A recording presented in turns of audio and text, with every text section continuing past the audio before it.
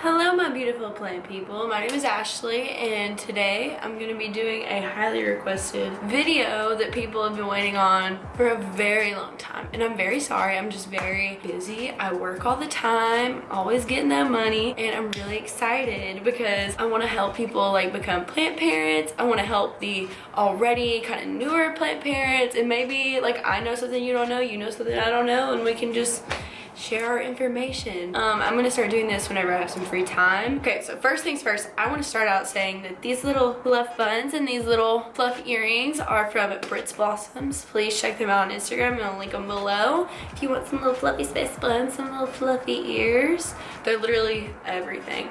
Okay, now let's get into it. I'm gonna go ahead and get started with the plant questions I have gotten a tremendous amount of times. And I get DMs about this all the time, and I'm so sorry if I don't reply. Honestly, like I don't look at my DMs that much. I need to start doing that. I'm definitely gonna do better, I promise. What were some of your first plants? My first plants were definitely pothos, because that is 100% the easiest plant in my opinion. Here is just one of my pothos. This one is a neon pothos. I picked this one because it matches my outfit, but there's also one up there, and they're literally just littered around my apartment. The next question, what is your favorite plant and why? So this is a hard question because I like most of my plants. I definitely have two that are my favorites. First is definitely gonna be this big girl. This is my Monstera Deliciosa. She is literally my favorite. She's the best. Literally anybody could take care of these plants. This is just personally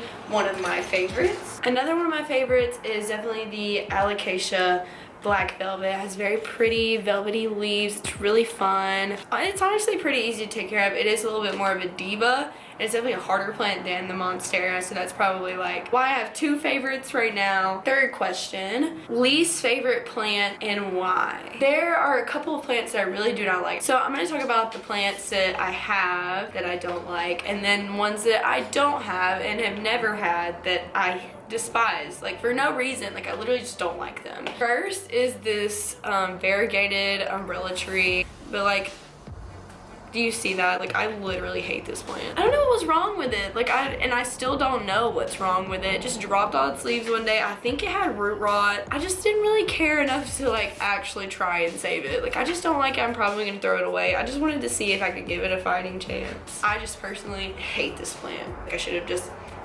thrown it in the garbage. So plants I don't have that I hate are aglaonemas and dracaenas. I don't know how to really pronounce it. I just don't like them. Like I've never been able to vibe with them. Like I'll see them at the store and I'll be like, oh, that's a cool plant, but it's like I would never buy one. Moving on, what's the most difficult plant that you have? Probably a lot of the calatheas that I have, which is completely normal. Like that is a normal thing for calatheas to be very difficult, especially when you're new. I have killed tons of them, and now I kind of feel like I cracked the code for them because now I have some that are like thriving and good. Some of them are not necessarily thriving. That's just because it is the winter months, and I know once like spring rolls around that they're gonna definitely bounce back. There's something about calatheas is even if you kill them, you can actually bring them back if you work quickly. So here's a couple of calatheas that I have. It's a Stromanthi, I don't know, Triostar, and I had to cut back all the leaves because it got, I think, thrips. Like I couldn't really tell what it had. Like it was something crawling on it, and I was like, oh hell no. So I decided to cut off a lot of the leaves and just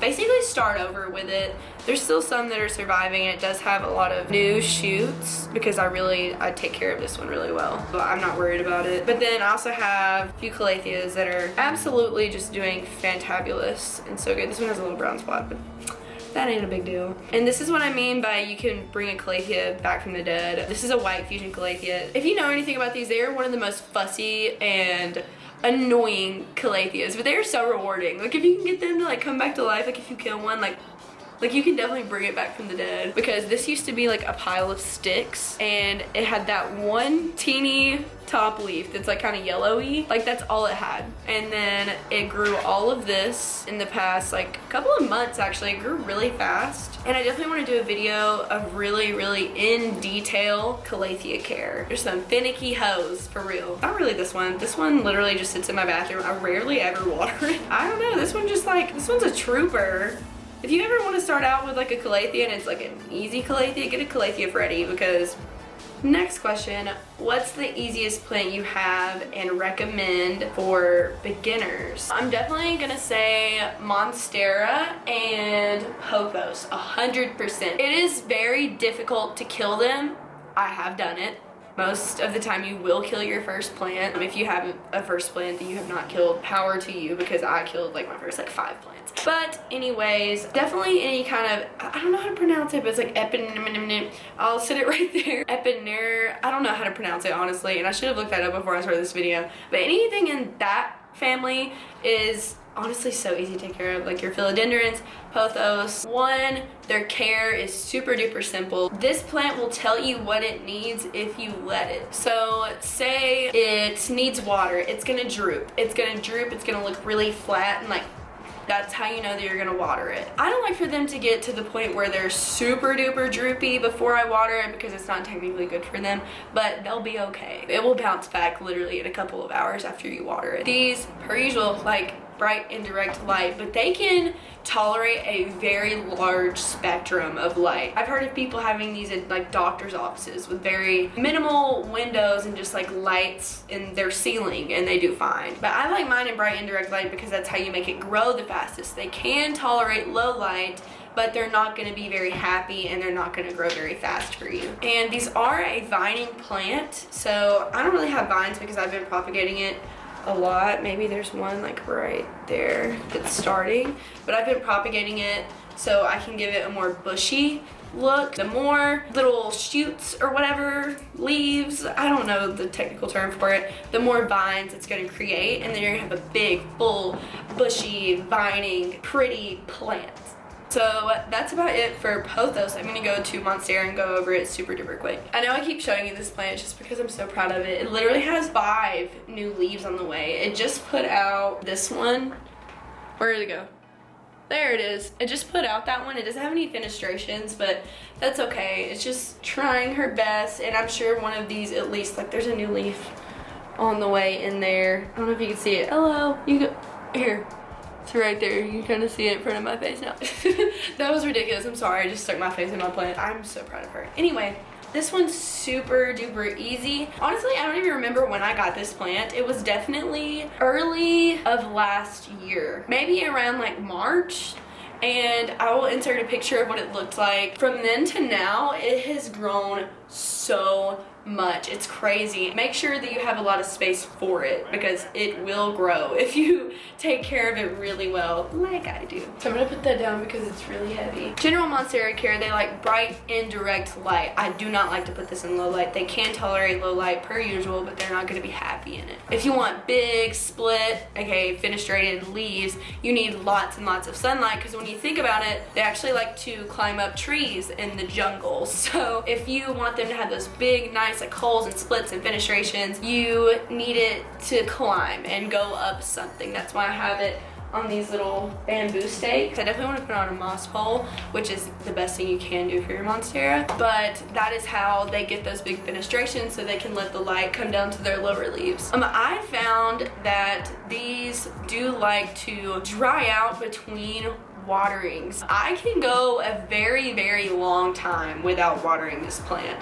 This one will tell you when it needs water as well. I think I went a month one time where I didn't water it. I don't know, I think I just forgot. And then by the time I did water it, it was like literally so dramatic and droopy and was not happy with me, but now it's obviously very happy. And I like to use a moisture meter to kind of detect when I need to water plants like this that are big. And this is the moisture meter that I have. This looks like a makeup video, but moisture meter.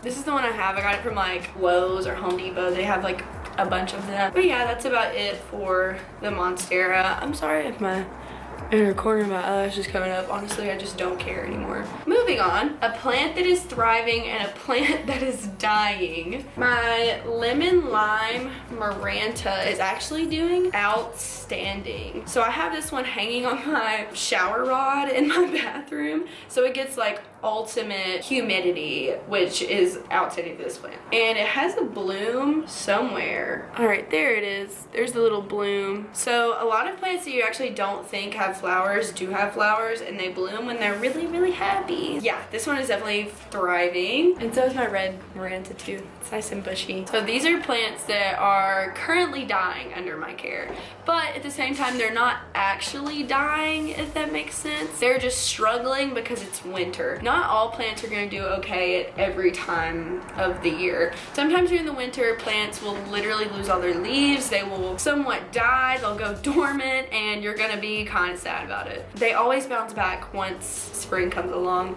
So I have this maidenhair fern. I have killed this exact one at least 3 times now. I'm not worried about it because it will definitely come back to life. You can already see it has new growth. I don't even want to tell you about this plant. Like, I will someday once I get this one back together, but like, maidenhair ferns are literally the devil. Like, you can literally see like all the piles of sticks from where I had to like cut off all the leaves, and I'm about to have to do it again. So same deal for this calathea. Like I said earlier, calatheas, you can literally cut off all the leaves and they'll grow back. It'll just look like a pile of sticks. I'm about to do that for this one, probably. I don't want to though. It makes me feel bad, but at the same time, why do they look like that? Like, I don't know why they're like it doesn't make any sense, because, you know, calatheas, they go down in lights, like when there's light and sunlight, all that, so they can absorb it, and they go up at night. That's why they're called like prayer plants as well, because they just like do their little dancey dance. And for real, just be like that sometimes, especially in the winter time. Okay, so my camera just died and I'm not really sure where I left off, so I'm gonna go to the next question and hope for the best. How much water should I use when watering? When you water your plants, you wanna make sure you thoroughly water them. So I just water until it comes out of the drainage holes at the bottom. So that's why it's so important to not overwater your plants and really learn about them and research how much water they need, so that way you can thoroughly water them the way they need to be watered. That way you don't give them root rot. But if you are concerned with how much you are watering your plant and you want to be more specific about it for some reason, some people are like that, I'm looking at you, Virgos, you can bottom water your plant. So I don't really have any plants that need to be watered, so I can't really do it like for you right now, but I can just give you kind of an example. I'll use something like this. Any kind of bowl is gonna work. I will use distilled water. Distilled water is what really makes your plants thrive, especially your calatheas. Like, calatheas will literally burn and shrivel and crisp up. If you use tap water, they'll be like, oh my god, why?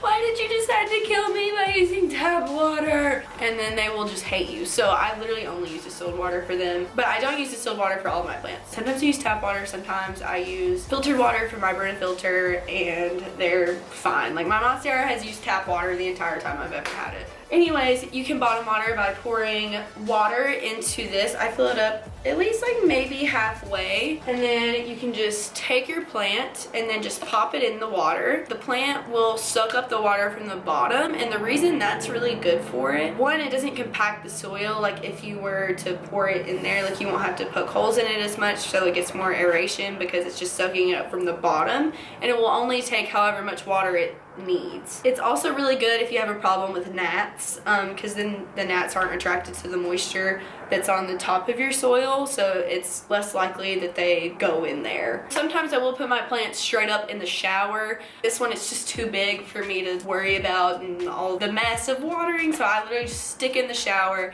and let it do its thing in there. I leave it alone, and then I let it drain for a couple of hours, just chilling in there, and it's fine. But yeah, I definitely want to do a whole other video about how I water my plants and give you examples of ways I do it and actually do it for you when I need to water my plants. So yeah, that's about that on that. How do you manage a watering schedule? Honestly, I don't. Sometimes I'm not in the mood to take care of my plants, so I'll see one and I'll see that it's sad, and I'll be like, I just don't want to deal with this right now, and then I won't. This kind of ties into like my thing of like not making your hobby a job, if that makes sense. Like, I only do what I need to for my plants when I feel like it, and somehow they're still fine. Like, it's a hobby for me. It's something I really like to do, so I do it like every day, and it just makes me happy. So yeah, I really don't have a schedule. I just kind of do it as needed. Next question, what pots do you use for your plants? So I only use 2 types of pots pots currently. I either use plastic nursery pots. This one's just got dirt all over the floor. I use plastic nursery pots with drainage holes, or I use terracotta pots. It is very important the type of pot that you use for your plant. I would stay away from ceramic and whatever kind of pottery you want to use, and just simply not do it. It is not worth your plant dying. This goes back into like root rot and watering. It's gonna be so much easier on you if you just have drainage holes. Use plastic or use terracotta. Terracotta, I like to use that for most like aeroids, anything that needs a little bit more like air to the roots and doesn't like to be super moist all the time, because it is a porous medium, so it dries out a little bit faster. But let's say you don't like the look of a plastic pot or a terracotta. You are more than welcome to keep this in a nursery pot.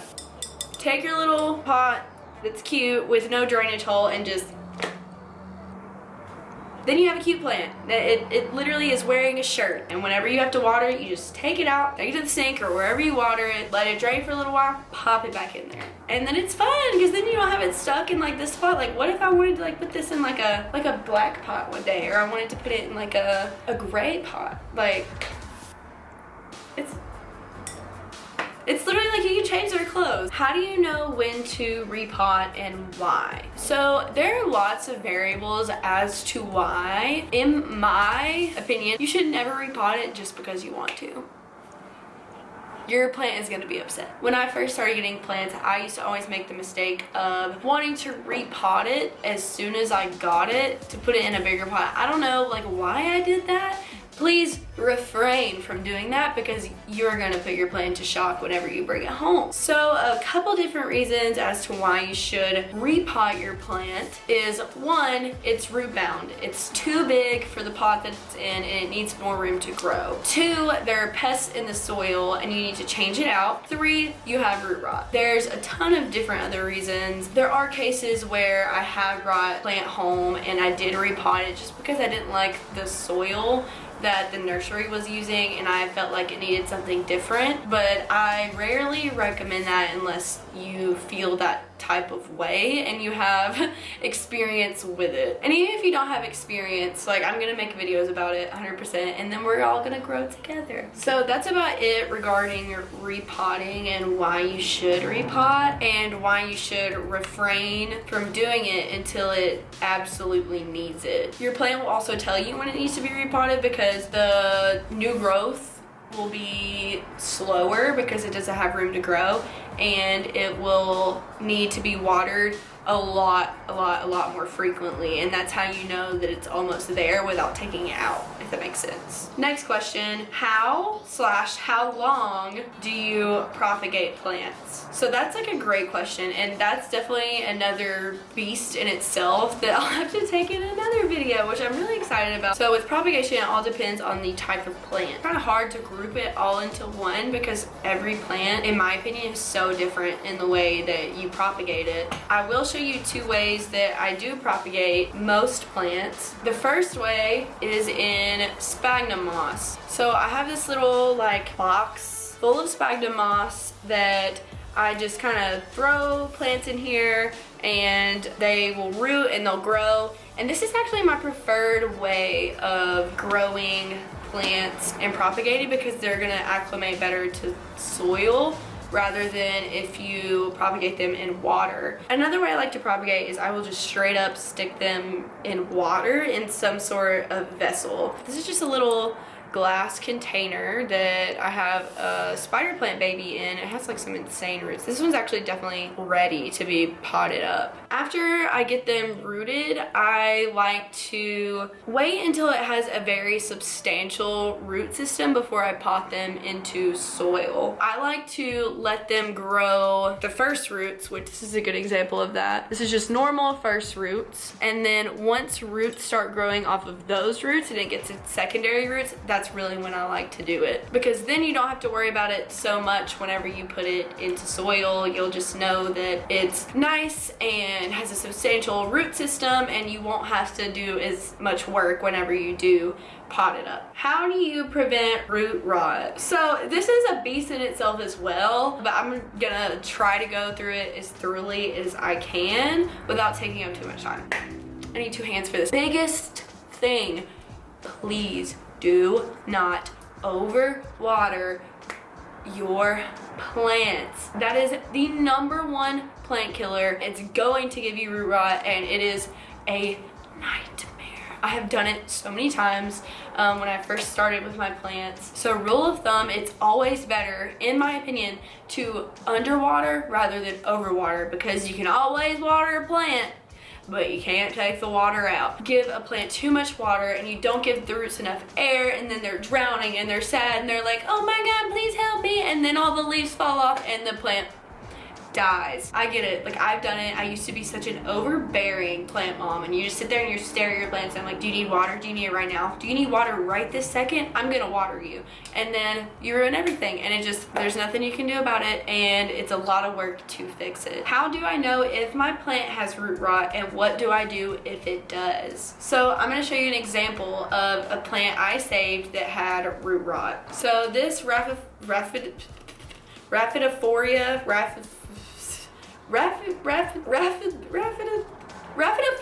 tetrasperma.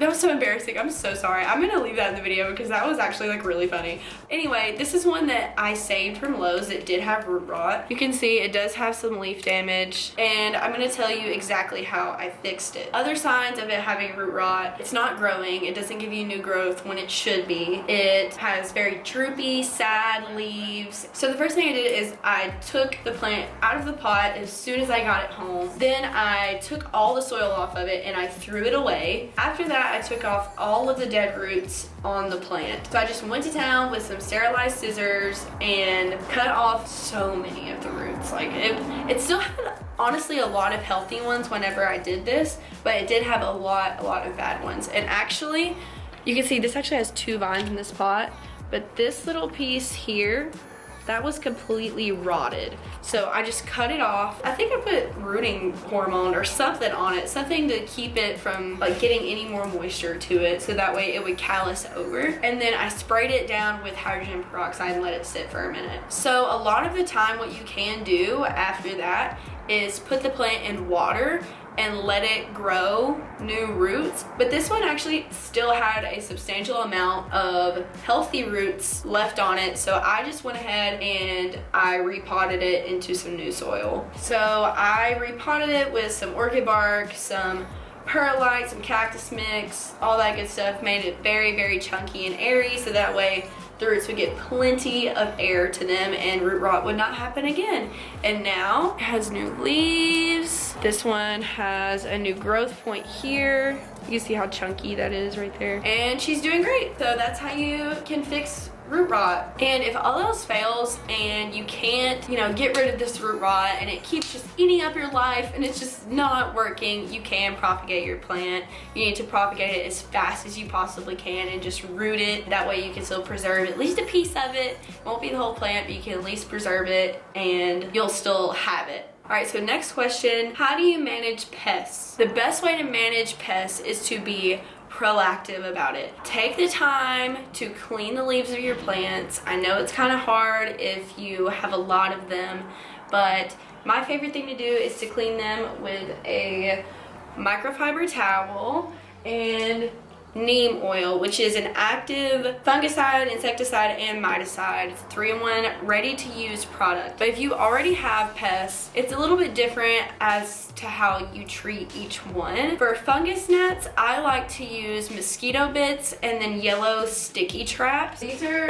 mosquito bits, and I honestly just mix them in with my soil. A lot of people say that you shouldn't do that, but never had a problem with it. Nothing bad has ever happened. But whenever the fungus gnats lay their babies into the soil, the babies will literally munch on your roots and kill your plant. Instead, they will eat the little mosquito bits and they will just die, which is what we want, honestly. So that's how you get rid of the babies. You get rid of the adults by using sticky traps. They are attracted to humidity and wet soil, so as long as you just keep the mosquito bits in your soil, you should be completely fine, and use the yellow sticky traps for at least just a limited amount of time, just to catch all the ones that are kind of flying around, and then just kind of eventually kill them off if you just keep doing that. So that's about it for fungus gnats. For others like spider mites and thrips, girl, good luck, because I have struggled with spider mites and thrips before, and it is hell. So I've dealt with spider mites once, and that was in my old apartment, and they kept getting into the apartment because whenever you bring in like new plants and you don't treat them with anything and you don't like quarantine them away from the other plants, it does spread throughout your entire apartment, and it's very, very difficult to get rid of them. So yeah, just make sure whenever you get new plants and you bring them in, just treat them as best as you can, spray them down with neem oil, wipe down all the leaves, and quarantine it away from your other plants for at least 2 weeks. But say you do have an infestation and it's bad, my favorite thing to use is my own mixture of solution to completely get rid of them. In here there is mostly water, hydrogen peroxide, neem oil, and a couple drops of dish soap. To treat your plant with this solution, I like to put it in the shower, spray it down thoroughly, like get into every little crevice, let it sit. I like to let it sit for at least an hour, so that way it like can suffocate the bugs that are on there, because that's what the dish soap is for. And then in some really bad cases, I will take a paintbrush of some sort, something like this that has like kind of like hard bristles but not too hard, like it's still like kind of fluffy, that, and I will scrub in the little crevices and the leaves, and I will just really get in there to knock the webs loose and get rid of all the spider mites, and then I will rinse it off in the shower. And then you just need to keep doing that until you don't see any more bugs, and then one more time after that. Maybe 2 more times after that. That's about it for the questions. We have one more, and we're gonna get a little feelsy, a little sappy, which is funny because I'm not really like that on like any of my social medias, but what have plants taught you that you have carried into everyday life? And I love this question. It literally made my heart so happy to see it like on my little Instagram thing. I feel like plants have really taught me about patience, that, you know, growth is not a one-way street. It is a lot of ups, a lot of downs, a lot of failures, a lot of successes. It's not just one straight road. Like there's a lot of work that needs to be put into growth, and it's not always going to be easy. Something else that plants have taught me is that you will get back what you give. In plant terms, say that you have a plant and you give it, you know, the love, and you give it the attention, you wipe down its leaves, you give it the distilled water, you do your very best for it, it's gonna grow. It's gonna grow for you, and it's gonna give you that love back. So after learning that and seeing how that works, like that carries on through the rest of your life. Like you get back what you give. If you are mean and evil to the world, mean and evil will come to you. If you are nice and you give love and you give happiness to people, you're gonna get that back tenfold. Good things are gonna happen to you. I'm a firm believer in karma, and that is the biggest point that I have learned about plants. And I know that's crazy, that's like insane that like plants teach you things like that. That's nuts. And I'm sure like I'll have more of these crazy life philosophies later down the road when I have a million plants, and it's crazy. This is something that I really love and I'm really passionate about, and I've been looking forward to making this video for a really long time, and I appreciate every single person that has asked me a question or DM'd me and wanted to know about plants. With that being said, Happy New Year, welcome to 2021, new growth only. That's all we're doing this year. Thank you so much for watching. Please like, subscribe if you want to. I'm not gonna make you, but I would like it if you did.